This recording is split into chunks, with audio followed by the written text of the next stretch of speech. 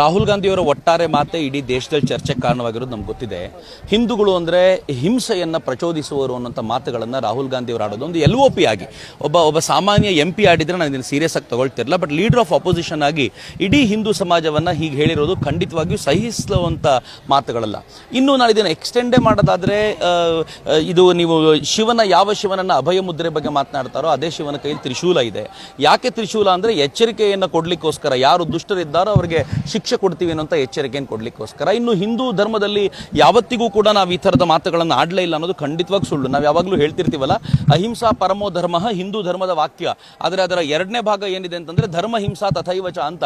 ಯಾವತ್ತು ಧರ್ಮ ಹಿಂಸೆಯ ತಾಂಡವವಾಡ್ತಾ ಇರುತ್ತೋ ಆಗ ಧರ್ಮದ ಮೂಲಕ ಅದಕ್ಕೆ ಸರಿಯಾಗಿ ಪ್ರತ್ಯುತ್ತರ ಕೊಡೋದು ಅದು ಭಾರತೀಯ ಚಿಂತನೆಯೇ, ಹಿಂದೂ ಚಿಂತನೆಯೇ. ಅದು ಬಹುಶಃ ಹಿಂದೂ ಚಿಂತನೆಗಳ ಆಧಾರದ ಮೇಲೆ ರಾಹುಲ್ ಗಾಂಧಿ ಬೆಳೆದೇ ಇರೋದ್ರಿಂದ ಅಥವಾ ಭಾರತೀಯ ಚಿಂತನೆಗಳ ಆಧಾರದ ಮೇಲೆ ಅವರು ಬೆಳೆದೇ ಇರೋದ್ರಿಂದ ನನಗನ್ಸುತ್ತೆ ಅವರಿಗೆ ಇವೆಲ್ಲವ ಪರಿಕಲ್ಪನೆ ಇಲ್ಲ. ಹೀಗಾಗಿ ಈ ಥರದ ಅಬದ್ಧದ ಮಾತುಗಳನ್ನು ಆಡಿದ್ದಾರೆ. ಬಟ್ ನರೇಂದ್ರ ಮೋದಿ ಅವರು ಉತ್ತರ ಕೊಟ್ಟಂತೆ 99 ಮಾರ್ಕ್ಸ್ ತಗೊಂಡು ಕುಣಿತಾ ಇರುವ ಕಿಡ್ ಥರ ಆಗಿದ್ದಾರೆ ಅವರು ಅಂತ ನನಗೂ ಅನ್ಸುತ್ತೆ. ಹೀಗಾಗಿ ಅವರ ವಿಚಾರವನ್ನು ಬಾಲಿಶ ಅಂತ ತಳ್ಳಬಹುದು ಅಂತ ಅನ್ಸುತ್ತೆ ನನಗೆ.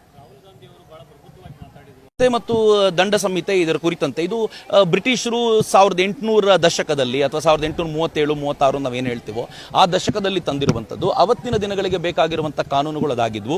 ಇವತ್ತು ತುಂಬ ಒಂದು ಒಳ್ಳೆಯ ಪ್ರಯತ್ನ ಈ ಸರ್ಕಾರ ಏನು ಮಾಡಿದೆ ಅಂತಂದರೆ ಆ ಕಾನೂನುಗಳನ್ನು ಬದಲಾಯಿಸಿ ಅದನ್ನೀಗ ಹೊಸ ಚಿಂತನೆಗಳನ್ನು ಇವತ್ತಿಗೆ ಬೇಕಾಗಿರುವಂಥ ಸ್ಪೀಡಿ ಟ್ರಯಲ್ನ ಕುರಿತಂತೆ ಇರ್ಬೋದು ಮತ್ತು ದುಷ್ಟರಿಗೆ ಸಮರ್ಥವಾಗಿ ಶಿಕ್ಷೆ ಆಗಲಿಕ್ಕೆ ಏನೇನು ಅಡ್ಡಿ ಆತಂಕಗಳಿದ್ವೋ ಅದನ್ನೆಲ್ಲ ತೊಡೆದು ಹಾಕುವಂಥ ಮತ್ತು ಯಾವುದು ಸಾಕ್ಷಿ ಸಂಹಿತೆ ಅಂತ ನಾವೇನು ಕರಿತೀವೋ, ಸಾಕ್ಷಿಗಳನ್ನು ಪರಿಶೀಲನೆ ಮಾಡಲಿಕ್ಕೆ ಯಾವುದ್ಯಾವುದು ಅಡೆತಡೆಗಳಿತ್ತು ಅದನ್ನೆಲ್ಲ ತೆಗೆದುಹಾಕುವ ಮೂಲಕ ಸರ್ಕಾರ ಹೊಸ ಪ್ರಯತ್ನಕ್ಕೆ ಕಾಲಿಟ್ಟಿದೆ.